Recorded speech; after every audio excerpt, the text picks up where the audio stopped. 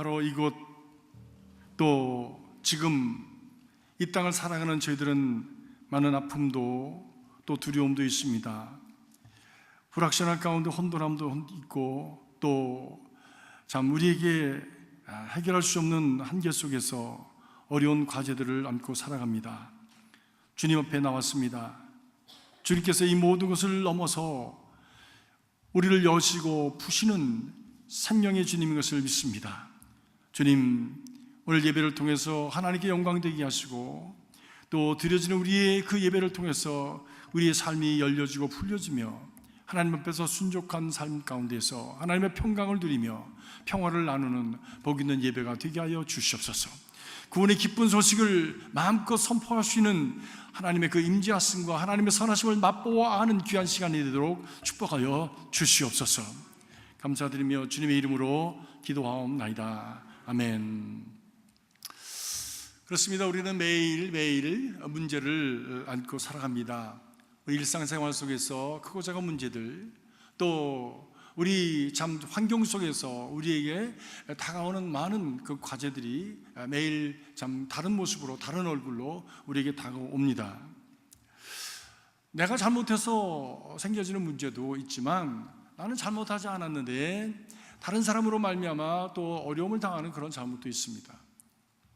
또 우리 사람의 문제가 아니라 자연재해나 또 환경의 문제, 정치, 경제, 사회 문제와 같은 이런 주변의 환경이 변화됨으로 말미암아 우리가 또 거기에 맞춰서 해결해 나가야 될 그런 과제들이 우리에게 있습니다.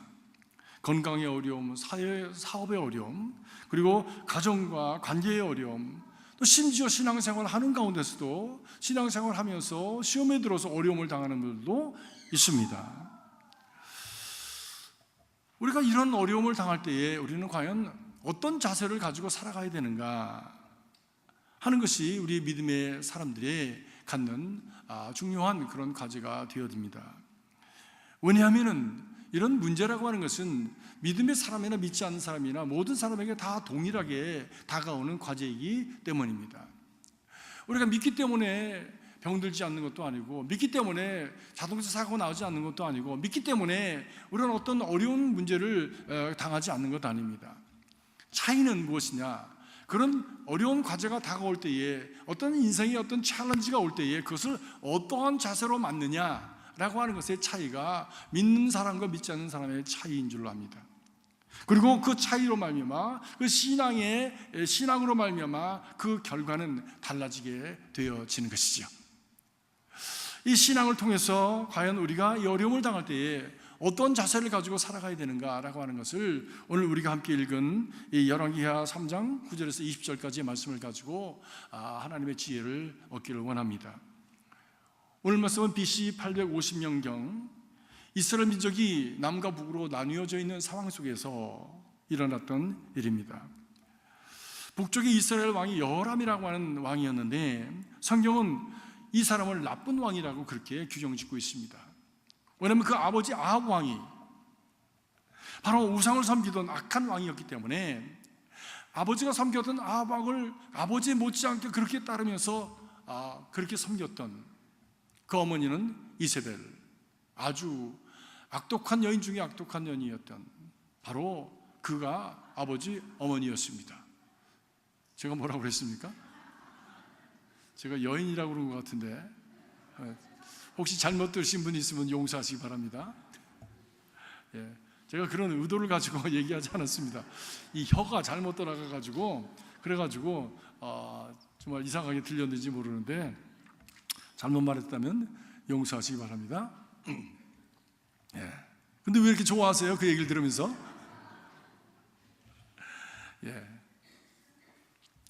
그런데 남쪽 유다 왕은 여호사밧이라고 하는 왕이었습니다. 그런데 성경은 이 사람을 하나님을 잘 섬기던 좋은 왕이라고 그렇게 평가를 하고 있습니다. 여러분, 하나님이 평가하실 때에 사람이 한번 죽는 것은 정한 것인데 그 후에는 심판이 있나니라. 하나님이 평가하실 때가 분명히 있는데 그 평가하실 때에 정말 착하고 잘하였다라고 평가되어지는 그런 삶이 되시길 주의 이름으로 축복합니다. 근데 이런 상황 속에서 이스라엘 옆에 있었던 모압이라고 하는 나라가 북이스라엘 여호람 왕을 향해서 칼을 들었습니다. 여호람 왕이 무서웠습니다. 위협을 당하니까 어떻게 해야 나라를 보호하고 어떻게 해야 내가 살아남을까라고 하는 것을 고심하게 되었습니다. 그래서 밑에 있는 남쪽 유다 왕에게 가가지고 우리를 좀 도와달라, 연합하자. 또 옆에 있어서 에돔 나라에 가가지고 우리를 좀 도와달라, 연합하자 해서 세 나라가 연합군을 꾸리게 되었습니다. 그리고 이제 모압을 향해서 전쟁하기 위해서 나갑니다. 그 많은 숫자의 말들과 그리고 병거들이, 참 군인들이 걸어서 그 많은 날들을, 그 메마른 땅을 하루를 가고 이틀을 가고 사흘을 가고 나흘을 가고 그리고 7일째가 되었는데 사건이 일어났습니다. 그것은 바로 물이 떨어진 것입니다. 물이 떨어진 것입니다. 그 메마른 땅에서 물이 고갈이 되어지고, 그리고 전쟁에 나가는 그 군인들이 물을 찾을 수 없다는 것은, 그것은 심각한 위기입니다. 사람이 40일을 금식하고도 할 수 있습니다. 그러나 물을 금수하고서는 살 수가 없습니다. 물은 3일만 먹지 않으면 사람의 세포가 문제가 생기고, 그리고 그런 말미암아 죽음을 보게 되는 일이 일어나게 된다고 하죠. 우리 몸의 70% 이상이 물이기 때문에 이 물이 공급되지 않으면 바로 위기에 처하게 되어지는 것입니다. 이것은 곧 패배를 의미하는 것이죠. 싸워보기도 전에, 전쟁터에 나가서 실제로 전쟁에 싸워보기도 전에 이미 패배를 개런티 하는 것이죠. 그런데 이런 문제의 위기를 만나자 여호람은, 하나님을 섬기지도 않고 바알을 섬겼던 이 사람은 하나님을 빙자해서 하나님을 원망합니다. 오늘 말씀 보니까 여호와께서 이 세 나라의 왕을 한데로 모으셔서 우리를 다 죽게 만들고 망하게 만드신다고 하나님을 원망했습니다. 참 어려운 일을 당하면요, 평소에는 하나님을 생각하지도 않고 하나님을 믿지도 않는 사람이 하나님을 원망합니다. 뭐 하나님이 어디 있어? 하나님이 이루실 수 있는 거야? 언제 하나님 앞에 그렇게 자기가 하나님을 찾았다고? 어려운 일을 당했을 때. 그래서 인생의 어려움을 만나면 두 종류의 사람으로 크게 나눠집니다. 하나는 하나님을 원망하고 하나님을 떠나는 사람, 한 사람은 오히려 하나님을 더 가까이 하는 사람으로 이렇게 나눠집니다. 근데 복 있는 자는 하나님께 가까이 나오는 자라고 성경은 말씀하고 있습니다. 복 있는 자는 악인의 길을 쫓지 아니하며 죄인의 길을 서지 아니하며 요만한 자의 자리에 앉지 아니하며 여호와의 하나님의 말씀을 기뻐하고 사랑해서 주야로 묵상하는 자로다. 이는 시냇가에 심은 나무가 시절을 찾아 과실을 맺으며 늘 푸르는 것 같다. 그러나 악인은 그렇지 않으며 이들은 바람에 나는 쭉쟁이 벼와 같도다. 악인과 복 있는 사람으로 딱 나눕니다. 우리의 결국은 두 길밖에 없습니다. 크게는 모두가 다 죽는 것이 정해져 있는 것이 죽음의 길을 갈 길인데, 마지막에는 심판이 오게 되어지고 그 심판을 통해서 하나님이 인정하시는 천국의 길을 가는 사람이 있는가 하면, 한 사람은 하나님이 인정하지 않는 지옥의 길을 가는 사람이 있습니다. 두 길밖에 없습니다. 다른 초이스가 없습니다. 뭐 이 정도면 되겠지. 아니, 웨슬리 목사님은 이 정도면 되겠지라고 여기는 그런 신앙인들을 무엇이라고 얘기하냐면 almost Christian이라고 그랬습니다. 거의 크리스찬다워. 그런데 보니까 아니야. 여러분, 거의 크리스찬처럼 보이는 사람들이 이 땅에 얼마든지 많이 있습니다. 여러분은 어떻습니까? 우리는 어떻습니까? 정말 우리가 하나님 앞에서 하나님이 인정하시는 그런 지혜로운 길, 복된 길을 가고, 마지막에도 하나님께서 그 평가하실 때에 착하고 충성되었다라고 상급을 주시는 그런 귀한 자리에 임하는 복 있는 자들이 될 수 있길 주의 이름으로 축복합니다. 여호람은 하나님을 원망했습니다. 그때 오늘 말씀 보니까 여호사밧은 유다왕 여호사밧은 그 위기를 당하면서 제일 첫 번째 반응이 여기에 하나님의 말씀을 들을 수 있는 하나님의 사람이 없는가라고 하는 것을 물었습니다. 그는 하나님을 먼저 생각한 거예요. 하나님께 먼저 나간 거예요. 그 말씀, 이 위기 속에서 우리가 우왕좌왕하는 이 상황 속에서 어디에 기준을 잡고 무엇을 해야 되는지, 하나님은 무엇이라고 말씀하시는지 하나님이 도우심을 구하는 겁니다. 사랑하는 성도 여러분, 인생의 문제를 만났을 때에 믿음의 사람으로서 하나님께 가까이 가는 여러분 될 수 있게 주의 이름으로 축복합니다. 문제가 있기 때문에 하나님께 나가서 도움을 구하고, 그리고 기도하고, 하나님의 그 도우심 가운데서 감사하고 기뻐하는, 그래서 승리자가 되어지는 인생이 될 수 있기를 간절히 바라는 것입니다. 스탠리 존스라고 하는 목사님이 계십니다. 여러분들이 이미 잘 아시는 분이실 텐데 1971년도 일본에 선교사로 가셨습니다. 그런데 선교 막 하는 중에 하루아침에 그냥 중풍으로 말미암아 불구가 되셨습니다. 말을 할 수가 없고, 눈을 감을 수가 없고, 늘 눈물이 줄줄 흐르고, 그리고 참 사지를 쓸 수 없어, 글을 쓸 수 없으니 설교자로서 말을 할 수가 없고, 설교자로서 성경을 읽을 수가 없고, 전도자로서 걸을 수가 없으니 어떻게 전도하러 갑니까? 그때가 87세였습니다. 위기를 당했습니다. 저희 아버님도 70세에 중풍을 맞으셔서 그만 말을 하실 수가 없고, 행동을 하실 수가 없고, 이렇게 움직이실 수가 없어서 결국에는 기다리다가 한 6개월 지내시면서 치료가 되지 않아서 60에 은퇴하셨습니다. 목회자로서 이 설교할 수 없다고 하는 것은 치명적인 것이죠. 그러면서 스탠리 존스 목사님은 하나님 앞에 부르주셨습니다. 하나님, 이 위기 속에서 내가 어떻게 해야 됩니까? 무엇을 해야 됩니까? 하나님 원하시는 것은 무엇입니까? 라고 하나님 앞에 물으면서 하나님 앞에 호소했습니다. 그때 그 마음속에 깨우침이 왔다 그래요. 그 깨우침은 뭐냐면, 너 평생에 설교하지 않았냐? 지금은 네가 평생에 설교하던 것을 실천할 때다 라고 말씀하시다. 그가 평생에 설교했던 설교의 주된 내용은 무슨 일이 일어나든지 최종의 결과는 그 일을 어떻게 이해하고 어떻게 받아들이냐에 달렸지, 그 일어난 일 사건 자체는 큰 문제가 되지 않는다라고 설교했습니다. 그것을 어떻게 받아들이냐, 거기에 어떤 의미가 있느냐, 하나님의 영광을 위한 그 놀라운 가능성이 그 안에 담겨져 있다고. 그래서 우리가 그 믿음으로 그 마음을, 그것을 받고, 그리고 그 믿음에 따라서 행하면 하나님께서 그렇게 이루어 주신다고 설교했다는 것이죠. 믿습니까?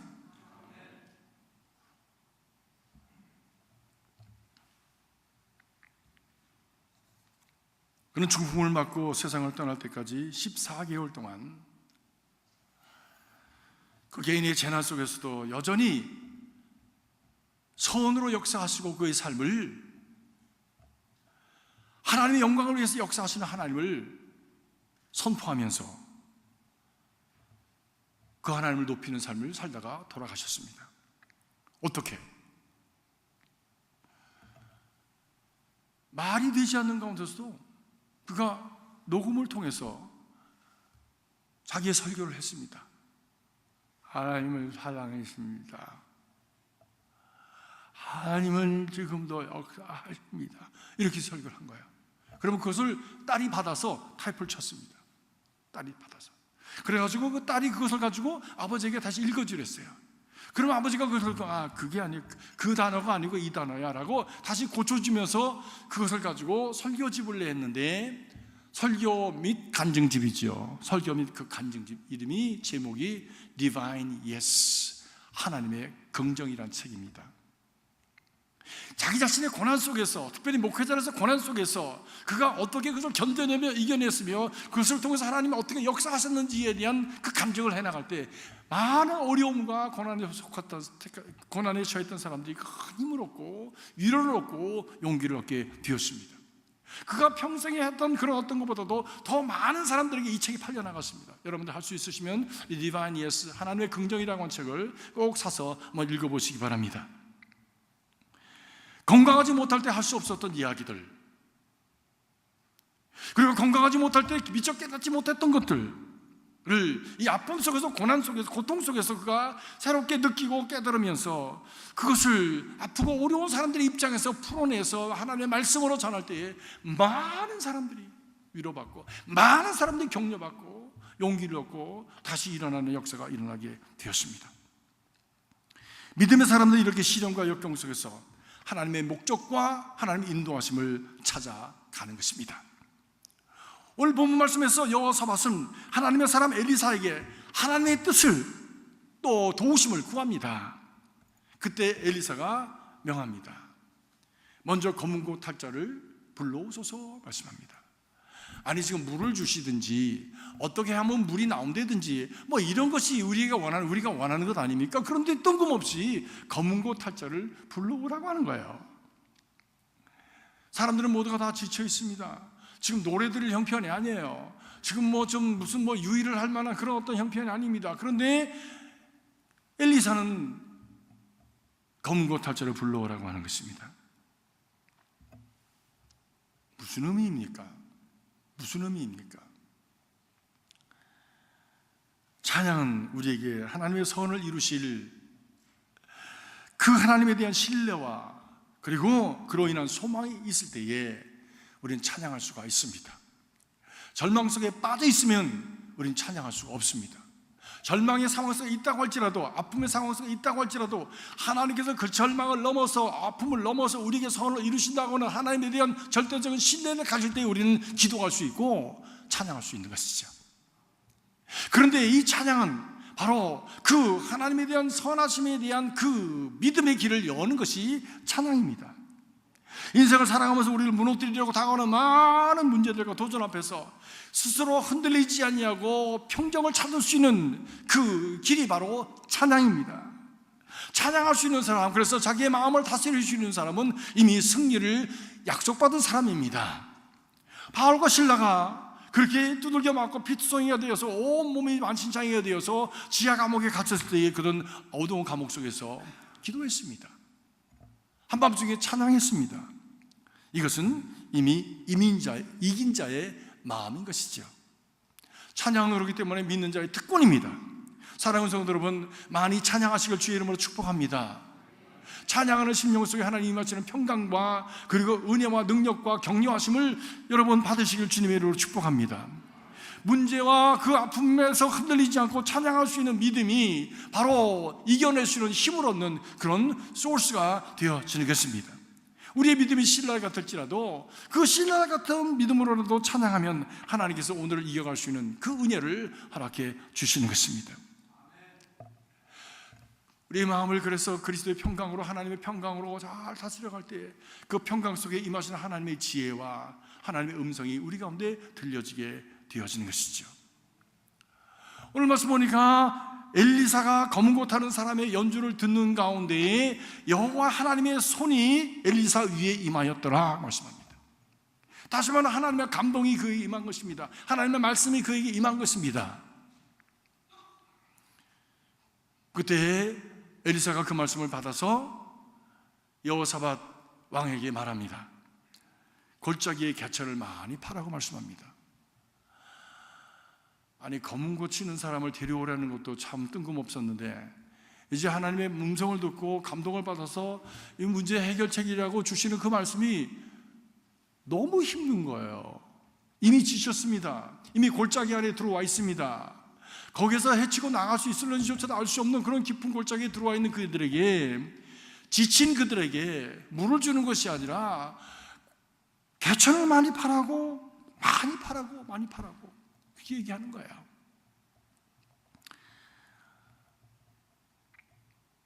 그렇습니다. 우리가 믿음으로 살아가려고 할 때 하나님은 우리에게 어려운 일을 요구하실 때가 있어요. 하기 싫은 걸 요구하실 때가 있어요. 받아들이기 싫은 것을 요구하실 때가 있어요. 원수를 사랑하라? 아니, 그 인간을 어떻게 사랑해? 그 인간을 어떻게 용서해? 내 눈에 흙이 들어가도 그건 용서 못해. 그거 작자 한번 그냥 맛을 보는 것을 내가 볼 거야. 하나님이 어떻게 정리하시는지 내가 꼭 봐야 눈을 감겠어 라고 하는 그런 사람이 있는데 그 사람이 용서하시는 겁니다. 하나님이 어리석은 것입니까? 첫째가 되려면 종이 되어라. 발을 씻어 주어라. 하나의 미랄이 되어서 죽어라. 깊은 곳으로 가라. 본토 친척 아비의 집을 떠나라. 십자가를 져라.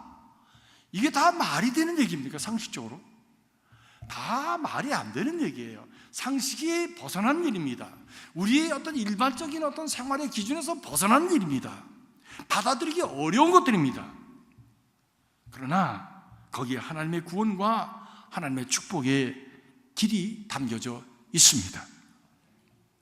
왜냐하면 하나님의 어리석음이 인간의 지혜로움보다 낫다고 하셨기 때문에, 하나님은 실수가 없으신 분이시고, 하나님 우리가 좋아하는 것 그 이상으로, 우리가 원하는 것 이상으로 더 좋은 것을 주시기를 원하시는 하나님이시기 때문에, 하나님 우리에게 요구하시는 바를 우리가 그것을 감당할 때에 우리는 그것을 통해서 위기를 경험하는 가운데서도 하나님의 선하신 하나님의 해결책을 향해서 나아갈 수 있게 되어지는 것입니다. 그렇다면 골짜기에 이 개천을 많이 파라고 하는 신앙적인 의미가 무엇입니까? 그것은 무엇보다도 우리에게 순종을 요구한다고 하는 말씀입니다. 순종의 믿음을 가지라는 말씀이죠. 인간은 어지럽고 실수가 많지만 하나님은 실수가 없으신 하나님, 회전하는 그림자도 없으신 하나님, 처음과 나중이 같으신 하나님, 우리에게 가장 좋은 것을 주기를 기뻐하시는 하늘 아버지, 그분에게 순종하면 하나님 우리에게 가장 좋은 것을 주시는 것이라고 하는 것이죠. 성경 66권이 우리가 필요해서 주신 것이 아닙니다. 성경 66권은 하나님이 필요해서 주신 것이 아닙니다. 성경 66권은 우리를 위해서 주신 것이지요. 그 안에 약속된 모든 은혜와 축복은 그를 귀하게 여기고 찾으며 믿음으로 겸손히 순종하는 자에게 이루어지는 것들이지, 그것이 순종되어지지 않을 때는 그냥 저기 선반에 있는 좋은 약재에 불과합니다. 아무리 좋은 보석이라도 꿰어야, 그리고 목에 걸어야 가치가 있는 것이고, 아무리 좋은 약이라도 그것을 달아서 먹어야 내게 보약이 되는 것이지, 그냥 보고 놓고 있으면 그것은 내게 아무 영향을 미치지 못합니다. 우리가 성경의 말씀을 보면 순종하는 사람과 순종하지 않는 사람의 결과를 분명하게 봅니다. 날 때부터 장님된 사람 만져주시고 신라못에 가서 씻으러 할 때 눈이 열렸습니다. 나만 장군애가 요단강에 가서 7번 목욕하라고 할 때 철벙 그 물속에 들어가서 그렇게 목욕을 할 때 불평불만하면서 그가 따라했을 거예요. 그러나 옆에 좋은 그 부하들이 있어서, 왕이시여, 우리나라에도 물론 좋은 강이 있습니다. 그러나 여기서 낫는다니까 그냥 목욕하는 게 모르게 힘들겠습니까? 그냥 한번 따라서 해보십시다. 그러다가 안 되면 그 다음에 무슨 수를 강구하더라도 그냥 한번 해보십시다. 뭐 돈 드는 것도 아닌데 해보십시다 해서 그 부하의 말을 듣고 철벙 5번째 들어가도 나와도 변화가 없고, 6번째 들어가도 변화가 없고, 아마 입에서 입이 이렇게 나왔을 거예요. 근데 7번째 들어가서 철벙 들어갔다 나오자 나만의 그 살이 어린아이 살처럼 변했더라. 성경 말씀입니다. 예루살렘에 올라가서 약속하신 바를 기다리라 하는 말씀에 순종할 때에 성령을 선물로 받았습니다.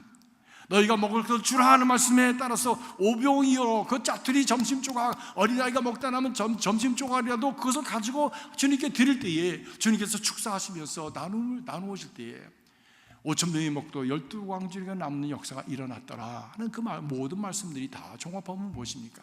순종하는 자에게 임하는 하나님의 축복입니다. 골짜기에서 지치고 힘들고 어렵지만, 목마르고 그리고 죽을 것 같지만, 그러나 거기에 개천을 많이 파라는 말씀, 그것은 순종의 믿음을 보시기를 원하시는 하나님의 뜻이 거기에 있는 줄로 믿습니다. 그 믿음을 통해서 하나님이 이루실 영광을 보게 되는 것이지요. 두 번째로 개천을 많이 파라는 신앙적인 의미는 자신을 깊이 파라고 하는 말씀입니다. 순종하며 이것저것에 땀을 흘리면서 투덜거리면서라도 그 웅덩이를 파고 있는 그 정경을 여러분 한번 생각해 보십시오. 상상해 보십시오. 그렇게 아름다운 모습이 아닙니다. 곳곳에서 두더지가 파는 것 같이 그냥 이 더미가 있을 거예요. 그 더미가 무슨 더미겠습니까? 다 쓰레기 더미고 돌조각이죠. 속속이 쌓이면서 구덩이가 깊어지기 시작했습니다. 여러분도 어렸을 때 구덩이를 파면서 놀아본 경험이 있으실 겁니다. 저도 청년 때 교회에서 수련회를 간 적이 있는데 강가에다 텐트를 치게 됐습니다.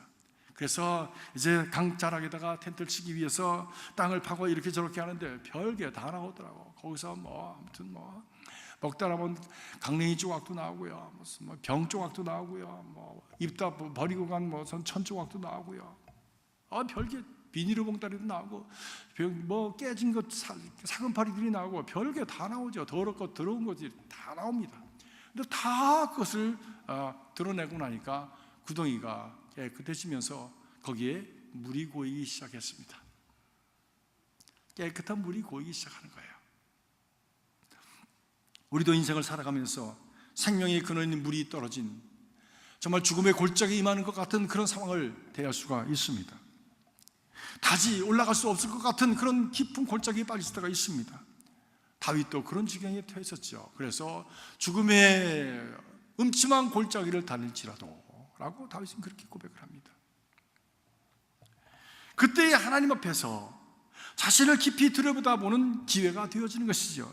사방이 꽉 막혀서 암담하고 탄식하기 전에 자신을 향해서 눈을 돌리는, 누구 때문이다, 이것 때문이다, 저것 때문이다, 물론 그런 이유가 있을 수 있겠지만 현실적으로 또 피상적으로, 그러나 영적으로 볼 때 하나님이 나를 향해서 원하시는 것이 무엇인가를 깊이 바라볼 수 있는 그런 기회가, 그런 위기와 그리고 막다른 골목에서의 주어진 기회라고 하는 것입니다. 주변을 탓하고 환경을 탓하기 전에 나 자신을 먼저 돌아보는, 나 자신을 깊이로 들어가는, 그래서 내 안에 있었던 불필요한 것들, 더러운 것들, 추한 것들, 내 인생이 하나님 앞에서 정말 생산적으로 살아가는데 방해거리가 되었던 그 모든 것들, 구태연한 것들, 이런 것들을 다 걷어내는 그런 작업을 해야 되는 것입니다.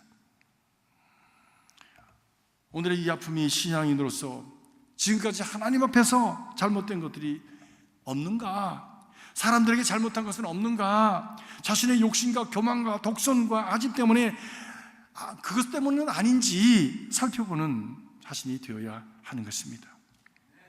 골짜기를 파면 팔수록 쏟아져 나오는 썩은 것들, 더러운 것들, 추한 것들 밖으로 끌어내고, 그리고 하나님 앞에서 그것을 정리해 나가는 시간을 가져야 하는 것입니다.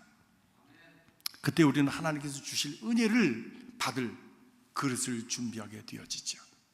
그 모든 것을 다 드러내고 난 다음에 생겨지는 것이 무엇입니까? 비능운동입니다. 비능운동입니다.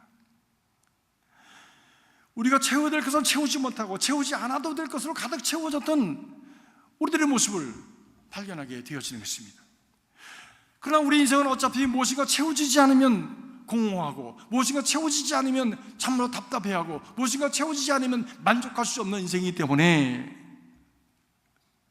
욕심적으로 채우려고 애를 썼고, 물질로 채우려고 애를 썼고, 사람들에게 자랑거리가 되는 것들로 채우려고 애를 썼지만, 그런 가운데서 쉽게 지나가 버리는 세월 속에서 다가오는 죽음을 맞으면서 이것이 다란 말인가 라고 하는 회의를 할 수밖에 없습니다.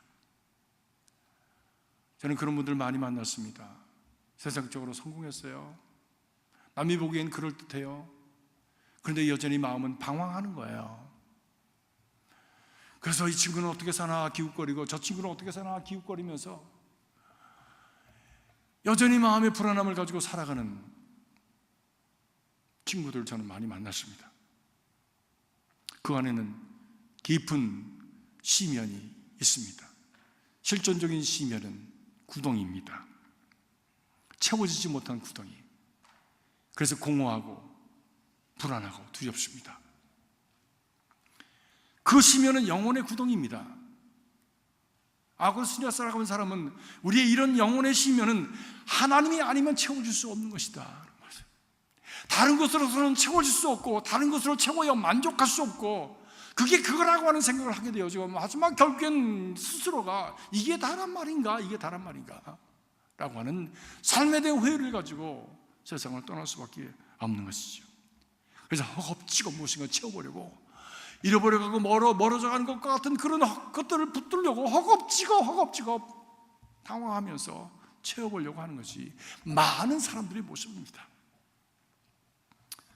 그래서 성경은 말씀합니다. 사람이 죽음이 무서워서 일생을 죄에 묶여 종로로 탄다. 그것이 죄도 좋다, 성경이 뭐라고 하는지 그것도 좋다, 아무튼 내 마음을 흡족할 수 있는 것들이면, 내가 이것을 마음으로 안정될 수 있는 것들이라면 무엇이든지 좋다라고 이것저것을 가져다가 자기의 심연에 웅덩이에다 채우려고 하는 사람들이 이 땅에 얼마나 많습니까? 그것이 과연 만족할 수 있는 길일까요? 그것이 행복할 수 있는 길일까요? 그것이 참으로 사는 길일까요? 아니요. 후에 막심한 길이 되어지는 것이에요.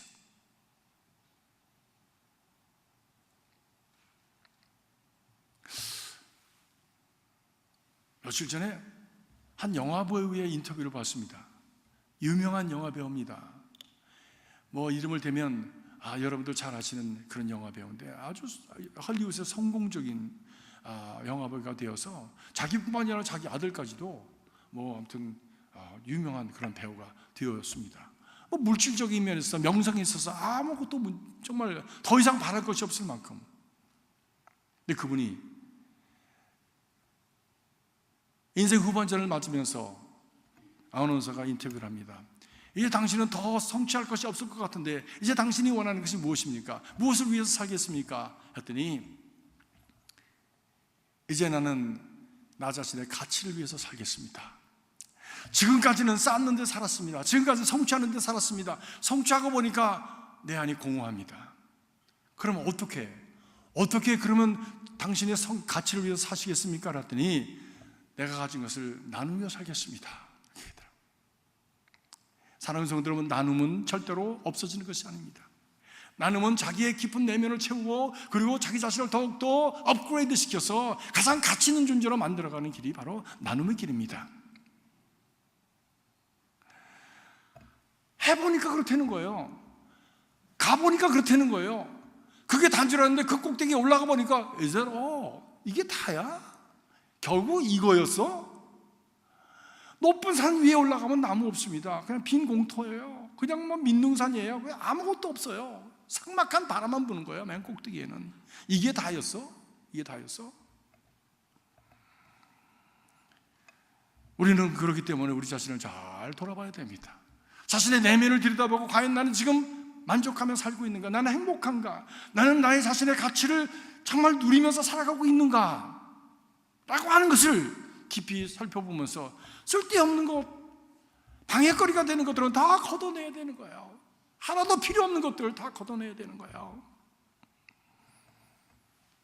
하나님 없이는 아무것도 아닌 자기를 내어 비워버린 그 가운데 하나님의 가치로 채우고 하나님의 자신으로 채워가는 그런 삶이 되어야 하는 줄로 믿습니다. 그분의 사랑과 은혜로 그분의 지혜로 채워갈 때에 죽어도 두렵지 않은, 오늘 죽어도 후회스럽지 않은 삶을 살아갈 수 있는 길이 열려지게 되는 것 아니겠습니까?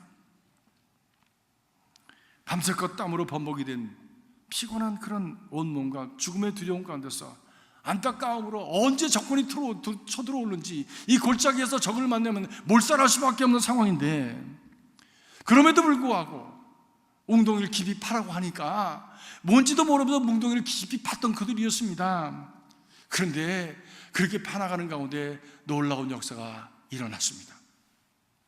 오늘 말씀 20절에 보니까 아침이 되어 소재해드릴 때에 물이 에돔 쪽에서부터 흘러와 그 땅에 가득하였더라. 자기가 한 일 아닙니다. 그들은 왜 그랬는지도 모르지만 그냥 순종했을 뿐입니다. 그런데 빈 그 웅덩이에 아침 소재 드릴 때에 물이 에돔 쪽에서부터 흘러와서 웅덩이를 가득 채웠습니다. 얼마나 신바람이 났을까요? 얼마나 시원했을까요? 동물들과 온 사람들이 그 안에서 환희 속에 춤을 추었을 것입니다. 마음껏 마시고 헤엄을 치는 그런 풍성한 그런 잔치가 벌어졌을 것입니다. 언제? 예배 드릴 때. 예배는 이런 것이어야 돼요. 하나님의 생명으로 채워지고 생명 속에서 기뻐하고 감사하고 다시 회복되어지는 사람들이 그 기쁨과 감격 속에서 춤추고 노래하고 그리고 하나님을 찬양하는 그런 잔치자리가 바로 예배인 것이지요. 여러분의 예배는 살아있습니까? 죽어 있습니까? 여러분의 찬양은 살았습니까? 죽었습니까?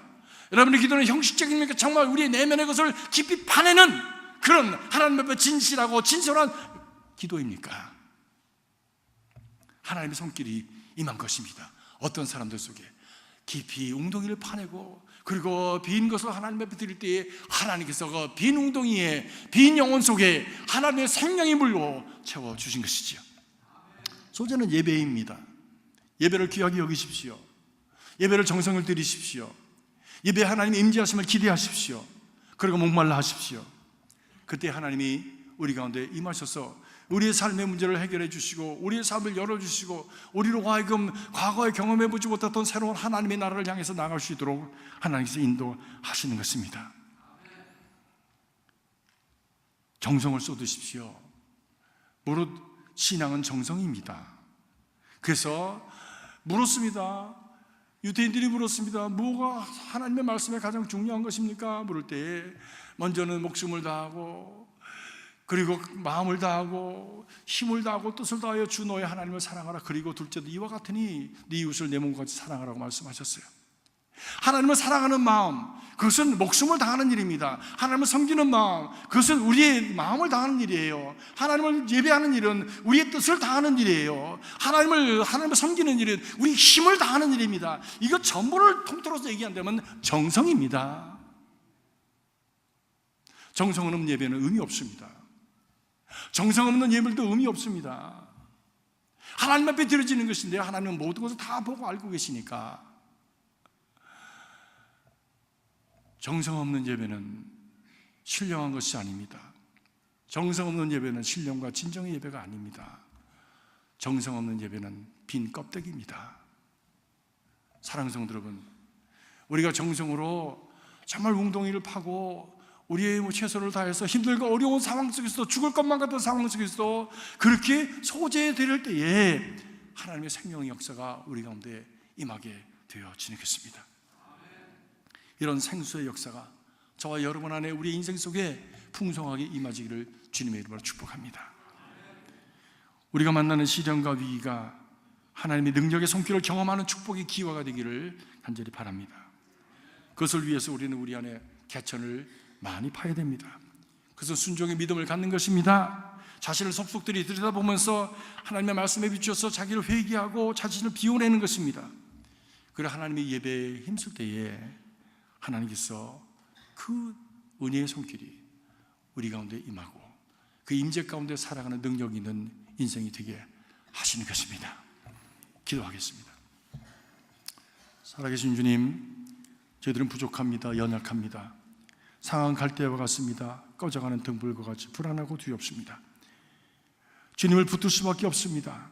하나님, 주님 붙드는 저희들 되게 하여 주시옵소서.